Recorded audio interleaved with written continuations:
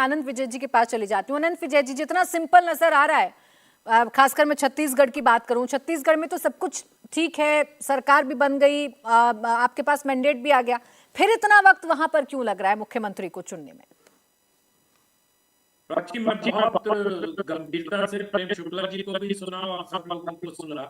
देरी की वजह जो मुझे समझ में आती है वो ये है कि भारतीय जनता पार्टी। मैं आनंद जी आपके पास लौट रही हूँ, आपकी आवाज ठीक से नहीं पहुंच पा रही है, वो जरा ठीक कर लेते हैं, उसके बाद आपके पास आते हैं। संजीव श्रीवास्तव जी माफ कीजिएगा, ये जो पेच, हालांकि प्रेम शुक्ला जी तो नहीं मान रहे कि कोई पेच है या कि कोई किसी प्रकार की कोई दिक्कत है, अमूमन विधायक दल की बैठक होने में, पर्यवेक्षक चुने जाने में क्या इतना ही वक्त लगता है, इतना ही समय लेती है कोई भी पार्टी?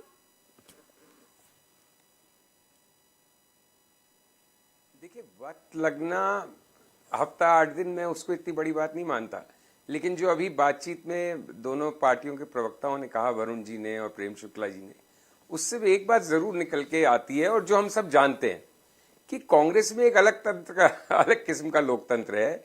वहां पार्टी चुनाव जीतने से पहले ही 10-20 दावेदार खड़े हो जाएंगे, अपनी गुटबाजी करेंगे, प्रयास करेंगे। अब हम उसको भी लोकतंत्र कह सकते हैं। और ये हकीकत है कि आप छत्तीसगढ़ के 6 नाम बता रही हैं, लेकिन वो 6 के 6 नाम ये बोलेंगे हम कार्यकर्ता हैं जी, हमें तो पार्टी नेतृत्व का फैसला मंजूर होगा, हम किसी रेस में नहीं है।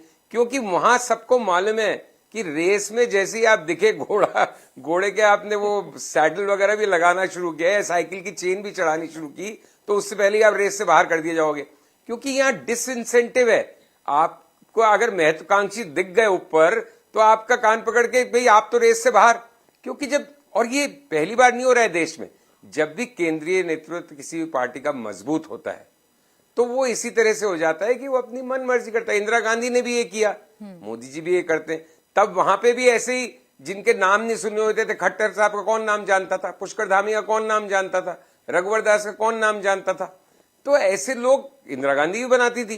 भाई जब आप एक चेहरे पे वोट ला रहे हो या लगता है ऐसा कि ज्यादातर वोट एक चेहरे पे पड़ रहे हैं, तो फिर वो अपनी मर्जी के, हम रबर स्टैंप नहीं कहें, हम कहें उनकी मर्जीदान लोगों को। और जो दूसरे राइवल सेंटर्स ऑफ पावर है उनको नहीं पनपने दिया जाता। उसी तरह से कांग्रेस एक समय पे शनै शनै करके खत्म हुई। मैं नहीं कह रहा बीजेपी का ऐसा हश्र होगा, लेकिन इतिहास जो बताता है वो पहले ऐसा हो चुका है। तो जब केंद्र में एक बहुत मजबूत नेता होता है तो उसके कई जो लाभ होते हैं उसके साथ ये कुछ हानि भी आती है कि उसी अनुपात में पार्टी के अंदर की लोकतांत्रिक व्यवस्थाएं, अब कोई कुछ भी कहे, प्रेम शुक्ला जी का मैं सम्मान करता हूं, वो बात अपनी प्रवक्ता की तरह से कहेंगे, लेकिन जिस अनुपात में केंद्र में नेता सर्वशक्तिमान होता है उसी अनुपात में उस पार्टी या उस दल में लोकतंत्र कम होता जाता है। इसमें क्या सरप्राइज है? और किसी को भी मासूम बनने की जरूरत नहीं है कि कोई मैं बहुत ही एक कोई न्यूटन टाइप साइंटिफिक नई थ्योरी ला रहा हूं। ये तो सबको दिख रहा है ना देश में, इसमें ऐसी अचंभा होने की क्या बात है?